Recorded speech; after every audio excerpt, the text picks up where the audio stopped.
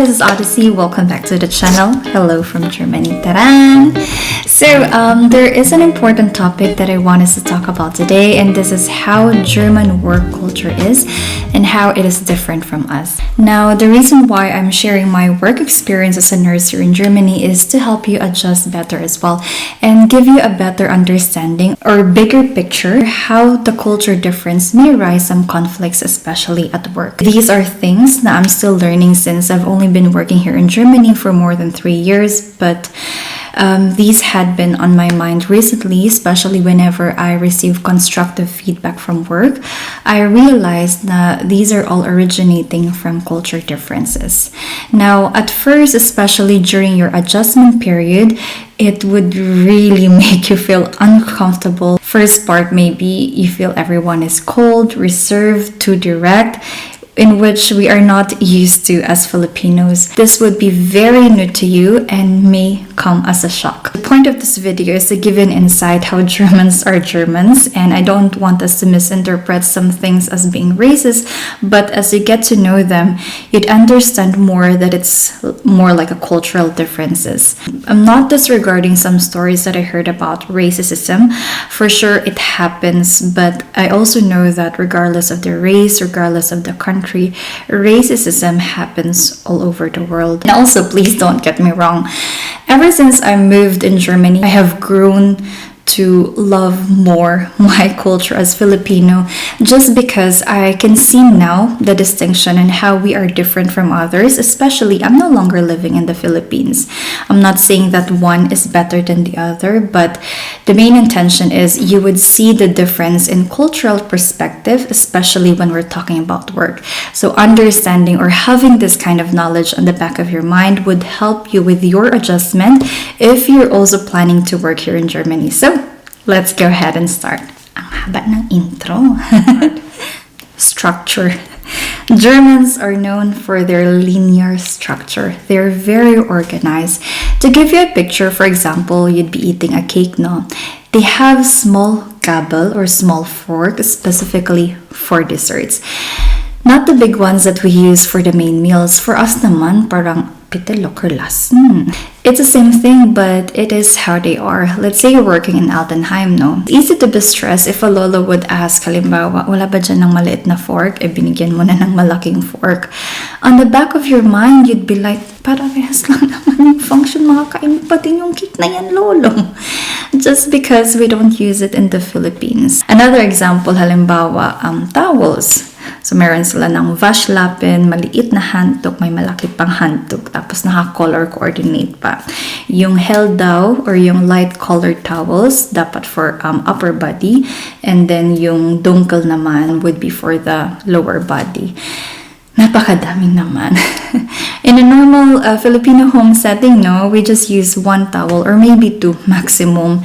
One is sa mukha and then one sa body. But you see, even the small things in lifestyle difference, nakagawian na nila to since bata sila. Us not knowing about it may create unnecessary misunderstandings. So during your first 3 months, I want you to observe really their way of living to help you adjust better, especially sa work. So number 2, sense of identity. Now, in a work setting, Germans know exactly what they can, what they're being paid to do, and what's their right. Doing extra beyond their task is not expected. For us naman as Filipinos, we always try to be helpful. We extend our help even if it's really beyond our scope. Even hindi naman dapat, we extend beyond our task. About exercising their rights, no, in the context of work structure. Halimbawa, you're a nurse. Meron ka ng nursing assistant. You ask her kasi busy sa work, papalit naman ng verband ni ganito. But the Hilferin may say, nein, das mag ich nicht. It's easy to say na, Diyos ko, papalitan lang naman ng verband, hindi pa ako tinulungan. But the truth is, she's only just exercising her right just because hindi niya yun aufgabe. My personal experience with my team din, no, sa hospital, we have our own Aufgaben. We have specific patients we are assigned to.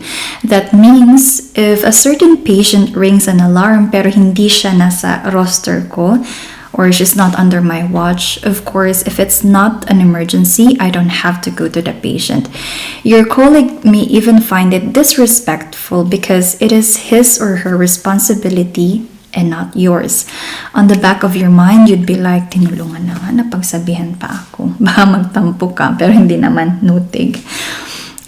You can turn off the alarm and ask the patient what he or she needs. If it's only kleinigkeiten, maliit na bagay lang, you can do it. But if it involves something like medicinische Aufgabe or medication, ganyan, then you can just tell your colleague about it and they would be the one to do it for their own patients. But of course, if you really wanted to help, you have to ask for permission. Another example, we're doing Ubergabe, no? This is just this week. 3rd day post-OP patients, mobilisasyon, okay na siya, independent na ulit, Schmerzen, minimal na lang, Allgemeinzustand, stabil. So, nagklingal siya kasi may certain way siya ng pag-ayos ng kortina sa room. So, my colleague was like, if I can translate it in English, no, sabi niya, I understand that this is not an emergency, so this is beyond my task as a nurse. I'm not a service craft. I believe you can do it yourself. Now, for sure, you'd be like, Diyos ko, maliit na bagay lang naman yan para gaganunin mo lang yung kurtina. Dapat tinulungan na. Ang harsh naman nun. Again, they have their sense of identity. They also know their boundaries. For us, we may view it as parang rude or impolite when in fact, they're just communicating their task. And to tell you yung karugtong nun, no, the patient apparently said sorry after kasi nga naman, hindi naman natin task yun. Yung certain na pag-ayos ng kurtina niya. Number 3, zwingen. Hindi ko na alam paano i-pronounce zwingen, basta ganun. This is a no-no. Let me give you an example. So, one of the Filipinos that I know during her prüfung, she's doing return demo. One of her tasks is to change yung verband ng patient, and apparently, her patient said no.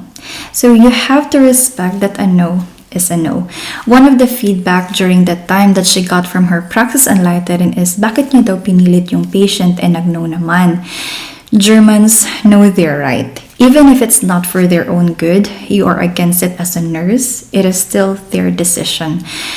We need to communicate the risk and consequences of what their planned actions are, but still, if they don't want to comply, es so. When I was in Altenheim too, I was helping a lola na mag-transfer from rollstool to toilet. Girl, hinang-hina na si Lola, yung feeling mo matutumba na talaga. Pero pag tutulungan ko, sasabihan ako, finger veg. Sa isip-isip ko, Diyos ko, Lord, Lola, pag ikaw na stewards. Still, that Lola has her right to speak up and decline my help if she wanted to. I know na nakastress tignan, but you cannot force them to comply to an order that they don't want to participate. Next one, 4th na to, no? They are direct to the point. Ito, lalo na pag mga umpisa, masyashock ka na, walang filter. Germans, again, they know what they want, they don't sugarcoat, and just go straight to the point. Pero hindi sila yung nagtatanim ng utang na loob. Once they're able to say what's on their mind, tapos na yung conversation.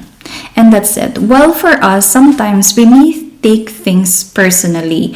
We may be hesitant to say our own opinion kasi as much as possible, we had the idea of pakikisama, and being direct to the point may feel uncomfortable and may even feel impolite para sa atin. So, example sa work, no? My boss asked me, Odyssey, pwede ka ba mag-spätdienst tomorrow instead of frühdienst? I had to decline kasi I already have something scheduled. It was the end of the conversation. But on the back of my mind, sabi ko, Diyos ko, baka magalit sa akin. Ang dami ko nang naisip, girl. In fact, nung pagpasok ko, alas klar naman pala. Hindi naman pala siya galit. So she respected my decision kasi really, she was only asking if I can. It's not an expectation and it's not an obligation for me to change my shift. So, ayun. Lastly, work stays work. They have this work-life balance that they really exercise.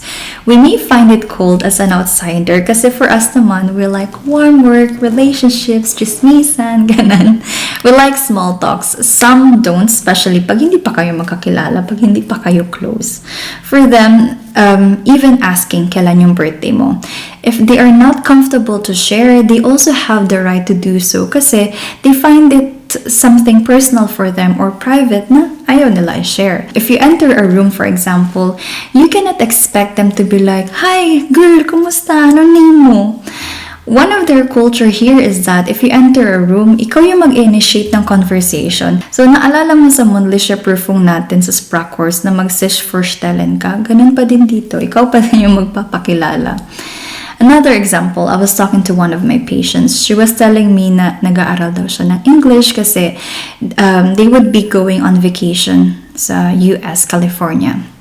Galing na daw siya doon last year and babalik daw ulit sila. Kako, kumusta naman yung culture na na-observe mo doon sa Amerika?